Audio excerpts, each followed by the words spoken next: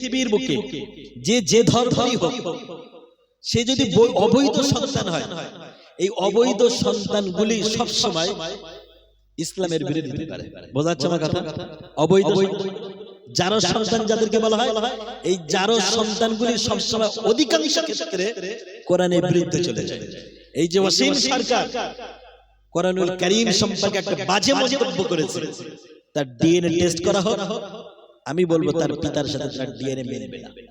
এটা কোরআন বলছে। Doctor Morris Bucaille কোরআন নিয়ে গবেষণা করতে করতে জীবনে একটা বই লিখে ফেললেন, আর বইয়ের ভিতরে লিখে দিলেন যে কোরআনের ভুল ধরার জন্য আমি এতদিন এত কষ্ট করলাম, ভাষা শিখলাম, ইংরেজি শিখলাম, আরবি শিখলাম, কোরআন নিয়ে গবেষণা করলাম, আজকে সেই কোরআনই আমার জীবনের ভুলগুলো ধরিয়ে দিয়েছে। জোরে বলে, আরো জোরে বলে সুবহানাল্লাহ। কোরআনুল কারীম আমার জীবনের ভুল ধরিয়ে দিয়েছে। ভুলটা কি?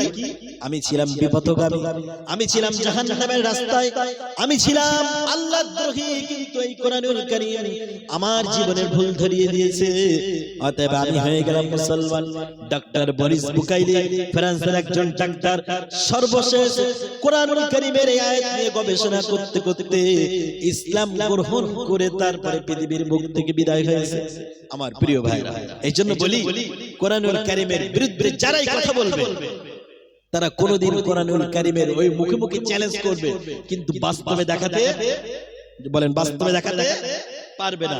তারপরও যারা কোন রকম চ্যালেঞ্জ গ্রহণ না করে কোরআনুল কারীমের বিরুদ্ধে কথা বলবে, বুঝে নিতে হবে এইগুলো বৈধ সন্তান কোনোদিন হতে পারে।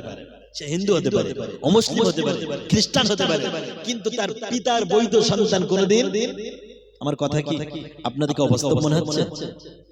এই পৃথিবীর বুকে যে ধর্মই হোক, সে যদি অবৈধ সন্তান হয়, এই অবৈধ সন্তানগুলি সব সময় ইসলামের বিরোধিতা করে। বোঝাচ্ছে আমার কথা? অবৈধ জারজ সন্তান যাদেরকে বলা হয়, এই জারজ সন্তানগুলি সবসময় অধিকাংশ ক্ষেত্রে কোরআনের বিরুদ্ধে চলে যায়।